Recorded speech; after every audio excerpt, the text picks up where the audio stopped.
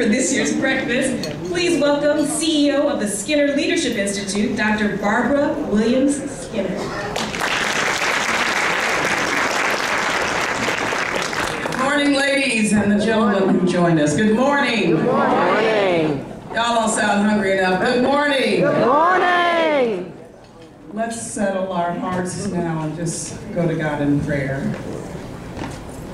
Oh Lord our God, who is worthy of all praise and honor, we pause in this National Action Network, Women's Power Breakfast, to acknowledge our utter dependence upon you. For you alone are from everlasting to everlasting, stepping out on nothing and creating absolutely everything.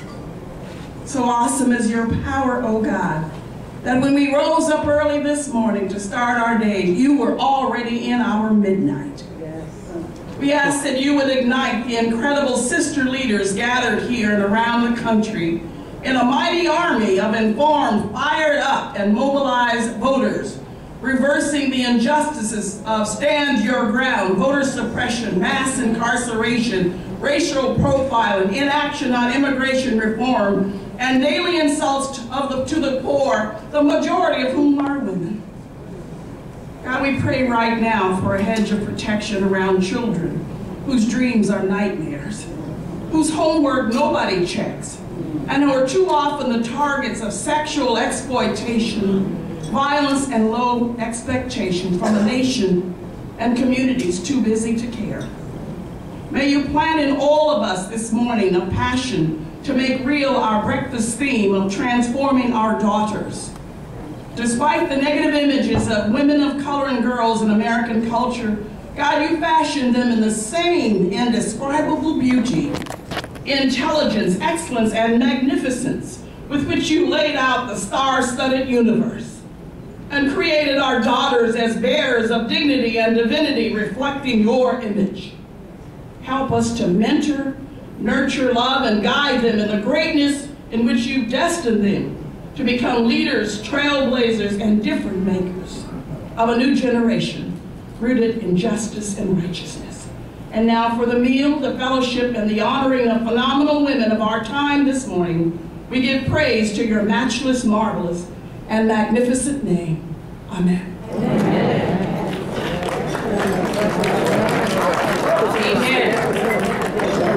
And also now I want to actually properly introduce ourselves. We just came on and started talking to you. Just assuming I was, you know, it's self-evident who we are. No, it's not at all. I'm Joy Ann Reed. And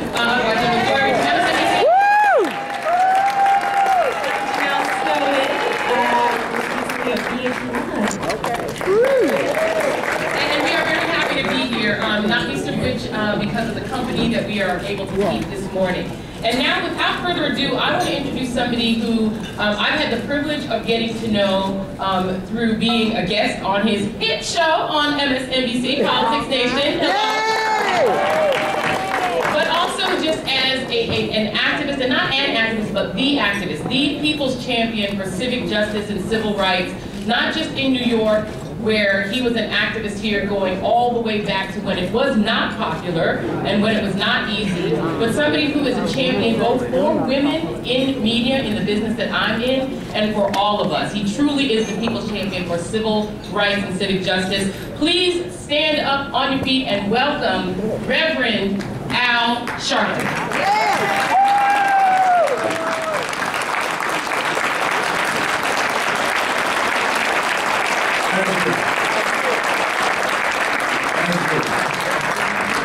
Thank you and good morning, and thank you for all of you being here. This is a great room this early in the morning. We have our education panel going, and it's been a great convention. We have already broken all records in terms of registration for National Convention. And I'm sure that that will go even more when tomorrow President Obama addresses this convention.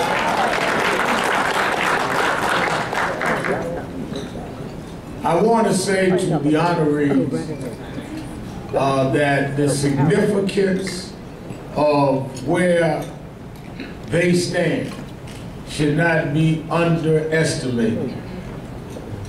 Our need for our community and the broader community to understand the role models and the sheroes that have went against the odds of racism and sexism and made the dual battle is something that should not be said in very low tones and in a way that is easily ignored. Black women have had to bear the burden of racism and sexism and be the man and act like the man was the man, all of that at the same time. And that is why our power luncheon, which is now power breakfast that we adjusted for the president's schedule tomorrow, has become so important to us. Many of you know I lost my mother a couple of years ago.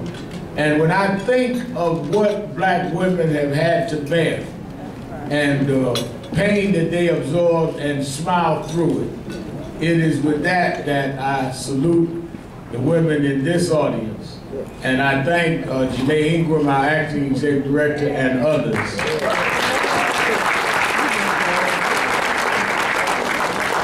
that have really made this morning what it should be. In that spirit, there was a movement in this town many years ago, at the beginning of the 20th century, probably about 100 years ago, that affirmed a lot of the values and the pride of our community, people that were then locked in segregation. It was the UNIA movement. And little do you know, when you plant seeds, sometimes they grow generations later. Yes. Out of that movement grew a strong and proud and independent thinking and artistic woman who is now the First Lady of this city.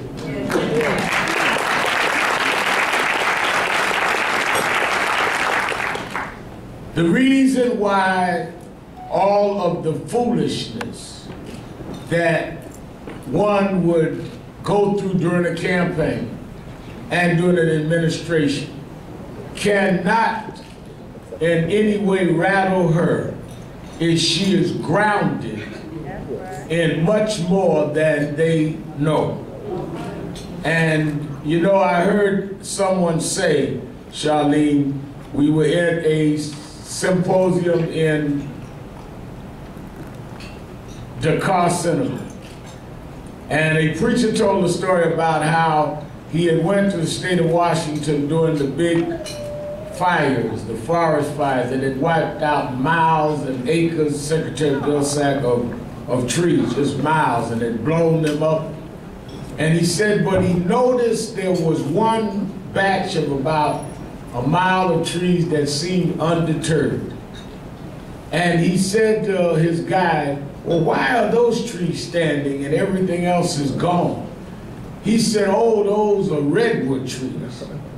He said, well, what's the difference between those trees and the trees that have been blown by the storms and blown by the winds? He said, well, you don't understand, we're here in the state of Washington, but redwood trees, their roots run all the way down to Iowa, North Dakota. The strength of a tree is not how tall it stands, but how deep its roots run.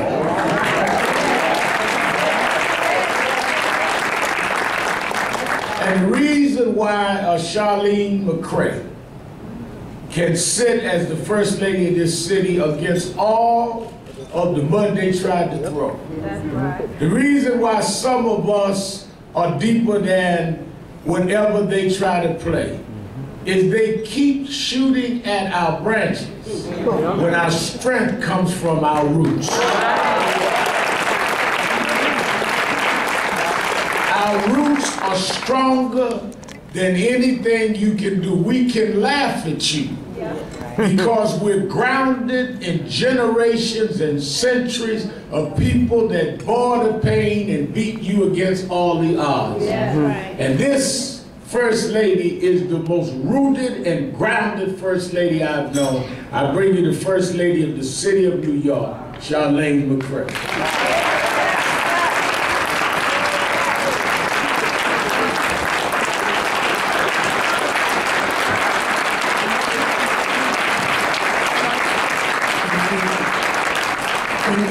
Thank you, Reverend Sharpton, and thank you, Janae, for making this happen today.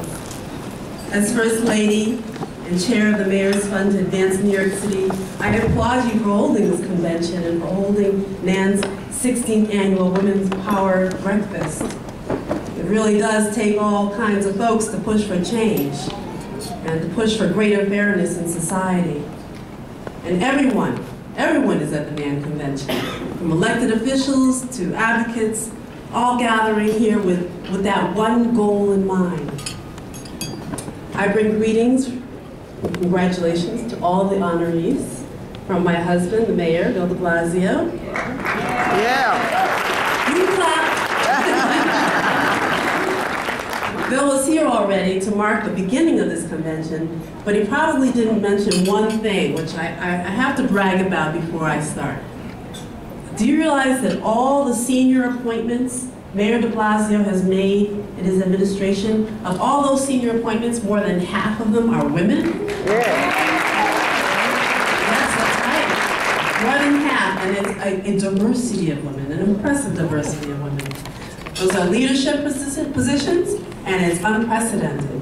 And I commend him for that. He did have a little influence. So, Women's History Month may be over, but it's just the beginning of women making history in the de Blasio administration and in our city.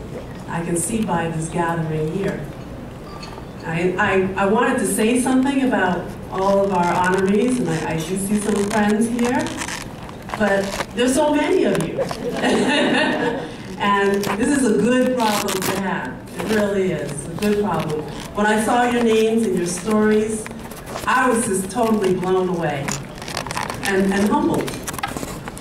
What can I do but praise you and appreciate you? You're so beautiful, so smart, so talented, and you've come such a long way. All of you are leaders, forces of strength in your professions and in your communities, and you've all sacrificed and worked hard to get where you are because you understood the bigger picture, and you understood what it keeps to keep breaking barriers and pressing forward. Now, in the coming months, when things settle down, or more accurately, when I settle in, I hope to speak with you as individuals because you all inspire me. You really do. And I'm very excited about the many ways that we can work together and going ahead. And I hope that this is just the beginning of a very long conversation, at least 8 years.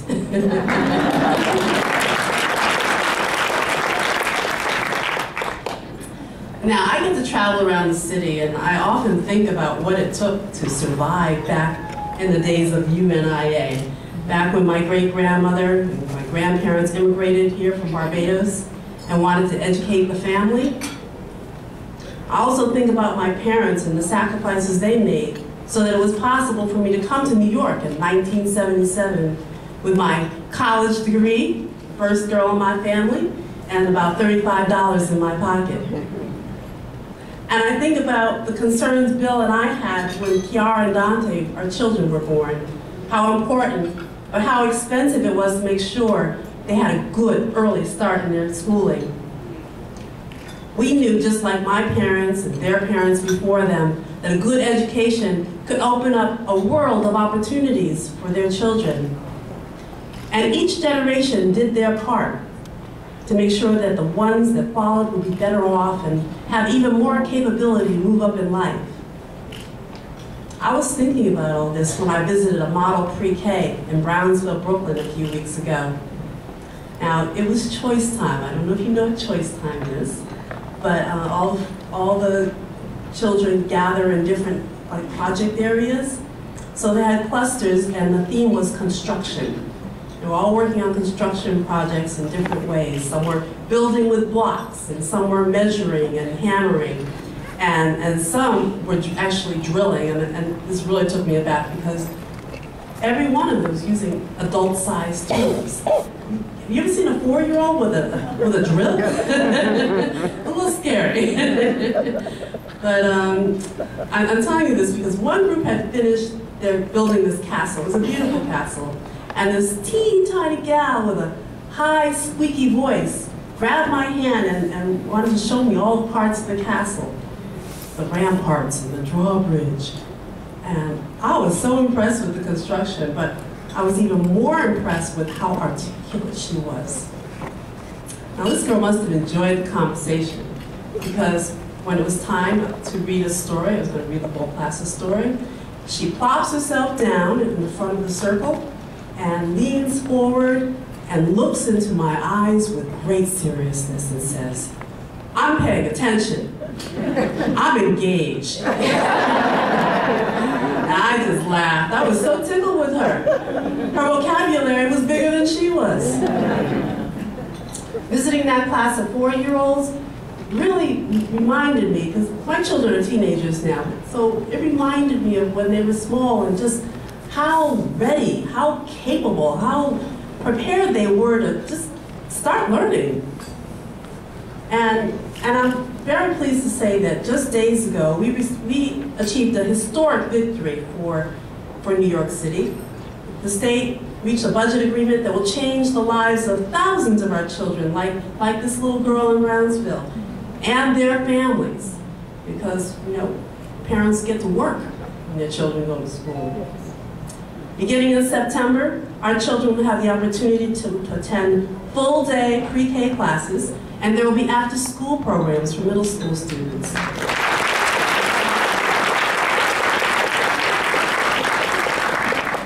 It's a triumph. It's a real triumph for our children and parents and families throughout the city. Together, we'll finally begin to improve our public school system by establishing a strong foundation, because that's what it takes, a strong foundation, early on for our children from every borough. That's what Bill and I want for all New York City children, and thanks to mothers and fathers and advocates and leaders like all of you, we're almost there. This September, an additional 53,000 children from all 5 boroughs will have access to high-quality pre-K programs. With a $6.7 million partnership with CUNY, the city will invest in New York City's workforce by training and certifying 400 teachers for new pre-K classrooms.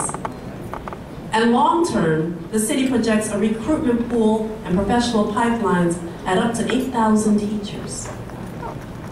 Now soon, the Department of Education will hold recruiting events throughout the city.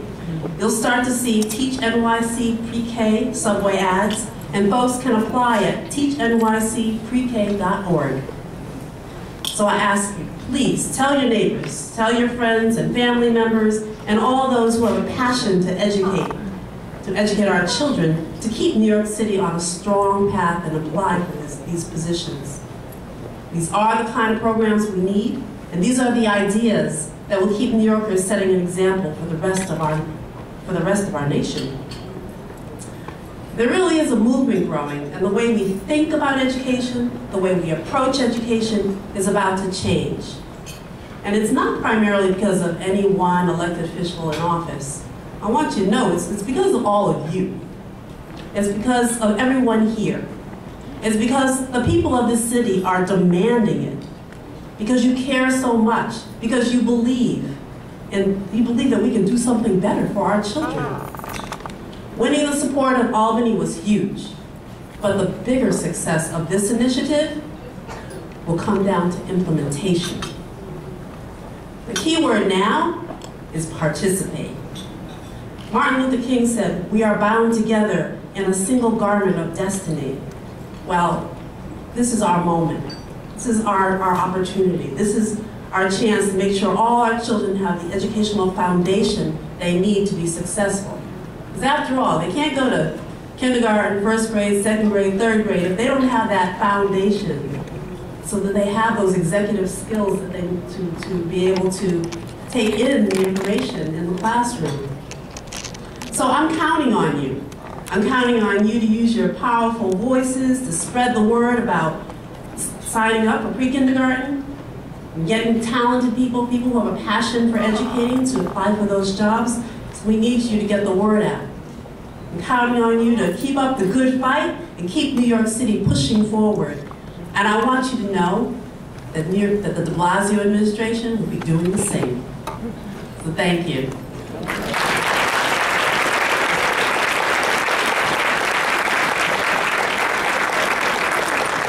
Give a hand, our First Lady.